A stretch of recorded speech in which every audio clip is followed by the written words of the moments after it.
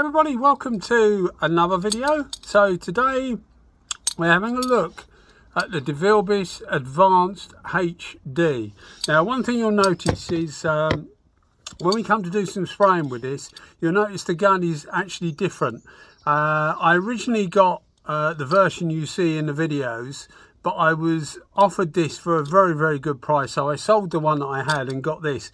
Same gun, this is just a special edition, and by the time I'd swapped over, it cost me about 20 GB pounds different for one of these, so I just got one of these. But anyway, I wanted to show you the main difference between these two, because for years I've always thought they shared the same body, well, not exactly the same, but very similar setup, but they don't. So I'll just show you this before we go into the video. I just want to show you the physical differences, and I thought it's best to show you physically like this rather than to do it just verbally, really. So I just take these tips off. Yes, I am pulling the trigger back, so I'll pull the trigger back there as well. And you'll see that the sealing mechanism is different on these two guns, and that's the main difference between the two. The body is slightly smaller. On this one it's slightly smaller. So there's your tip, which is quite different to the Devilbiss GTI versions, which is this one here, as you will see. They're quite different. It's actually, this is a version of the compact, the Devilbiss compact. If you look at the old compact, this is just a newer version, but a lot of the stuff, the sorry, the tips and the caps are interchangeable, so you can get some good bargains tip wise and cap wise, etc., if you look for the compact stuff as well as just the Advanced HD stuff. But there's your sealing mechanism. It's just a round ring, which is very similar, not the same, but very similar to the SRI Pro Light, or Pro Light S as it's called now, or SRI, what was it just called before? SRI, just the SRI, wasn't it, when it was purple. So it hasn't got this arrangement that the GTI Pro Light or Techno Pro Light has, which I've always found a little bit of a faff, because this is actually made up of 4 different components. You've got the pin, you've got the gasket, you've got this deflector plate, and you've also got this small piece of it's just a piece of grey plastic really, but that is actually separate as well, or can separate. Normally one's tucked inside the other, but it just seems like a little bit sort of OTT really for what you need, and this seems to do away with that. It just has this ring as a sealing point. So we'll have a look at the video and see what this thing does. As I say, it isn't the same gun. Well, it is the same gun, but it's not exactly the same gun, if that makes sense, because it's a limited edition one. So today we're doing a couple of small little priming jobs. You'll notice that I'm heating the clear coat up. I do recommend not to use a microwave for heating any paint products up, but it's what I do. I find it just helps the stuff go off quicker if it's cold temperatures. With a lot of the time it is.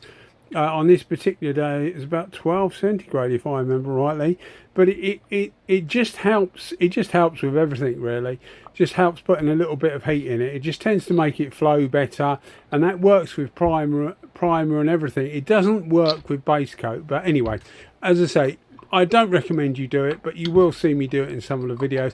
And I've deliberately left that in. I used to leave that out. I've deliberately left that in because people kept asking me, and I thought, well, I'll just show you. Makes the video a bit longer, which is fine. Gives me more time to say my piece, I guess. But yeah, I do it, but I wouldn't recommend you do it. But as far as the Advanced HD goes, as I said at the start, it's quite a different gun. It feels slightly lighter than the GTI Pro Light, but they're about the same. They're about the same weight. It's because it's slightly smaller. I think it just feels better in the hand. Really, it just feels a bit more flickable. I suppose you would call it. But one of the advantages of this gun is it's actually available in a lot of different guises. As I said, this is for primer today, so we've got effectively a 1.8 setup and a 1.4 setup, which will appeal to different people for different needs and different products.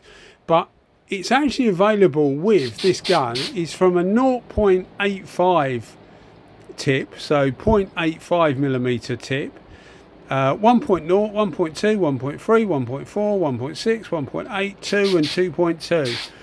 So there's a huge range of tip sizes that are available for this. There's a couple of different caps as well. This is the 510, which is regarded as, it's the cap you most see, to be honest. It's a Trans-Tech cap. They make a HVLP version, which uses quite a bit more air, somewhere up near the 15 to 16 CFM. This thing uses about 10.5 CFM. The HVLP cap is a 505. They also make a 513. So it's the 513, 510, which is this one, and a 505. But the 513 is classed as a Trans-Tech, but it's still showing that it uses as much air as the HVLP version, so about 15.5 CFM. So I think to most people, or most people in a limited air environment anyway, the 510, which is the cap we're using today, is the ideal cap, I would think. And I've certainly found that it works very, very well for most of the things I've tried it with. I've tried it with base coat, I've tried it with, in this video, 2 different viscosities of primers, and I've also tried it on clear coat. I've done actually a video of this. I can't remember what gun I put it up against. Yeah, I can't remember what gun I put it up against for clear coat, and this was actually surprised me how well it did with clear coat. I originally bought this, when I bought this, I bought it in a 1.4. I've since got a 1.6 tip set and a 1.8 tip set, and I think I got a 1.2 tip set as well. And that's one of the advantages of a gun like this. This has been around for quite a while. There's quite a bit of second-hand stuff that's often it's new, but it just hasn't been used. So you can pick up, like I picked up a complete tip set with a needle for about £30. One of the problems, or the biggest negative I've found with this gun really, is the fact that every single tip has its own needle. Not in that they're matched to each other, but every single tip, every single size of tip has a different needle part number. So the tips are slightly different, and it's a bit of a pain really, because it means that, as I said, you can get lots of tips coming up on I use eBay normally. You get lots of tips coming up on eBay and things like that, but unfortunately they're without a needle. So then you've got to hunt around for a needle, and a new needle is about 26 quid, I think. This is a needle from a Devilbiss dealer, and when you add that to maybe 30 quid, 20 quid for a tip, you're starting to look at 45, 50 quid, which still isn't loads. But in the case of something like the GTI Pro Lite, that one needle fits virtually everything. So it's just a pain really that they've chosen to make the needle different for every single tip. But you can see it gives this is a 1.4. It gives a lovely finish for primer. As I say, this is effectively, it's actually a high build primer, but it's been thinned down to act like a wet on wet primer. Next thing we're doing in a minute is a bit of an odd bod. It's something that I actually did for my wife, but I thought I might as well leave it in because I'm using the same gun and that's what we're talking about. But this is a 1.8, a higher build primer. But this gun's been very, very universal. The thing that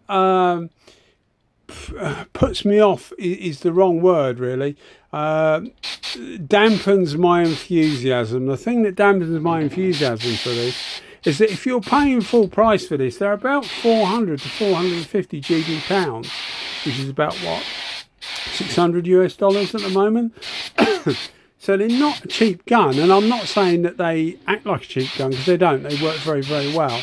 But I bought mine, when I bought mine, it was about 140 quid. And that's the one you see in the video.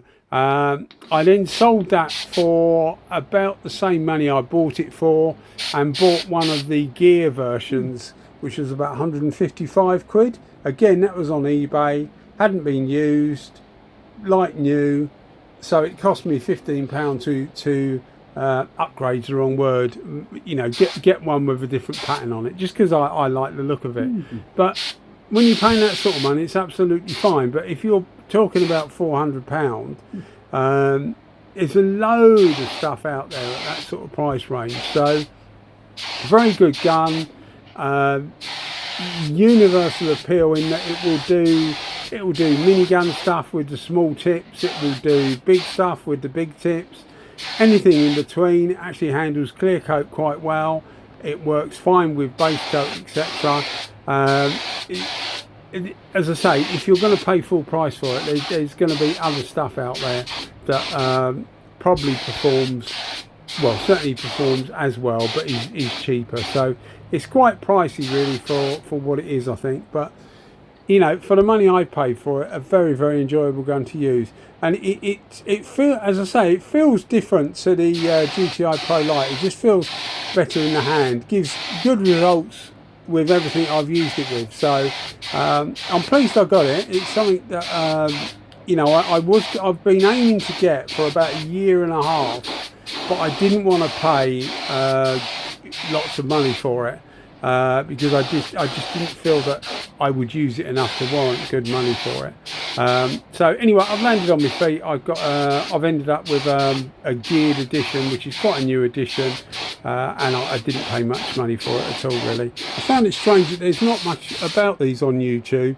I think it's probably because they're more sold as an industrial gun, you know, for places that use these in more of a production setting, because they make pressure versions of these as well.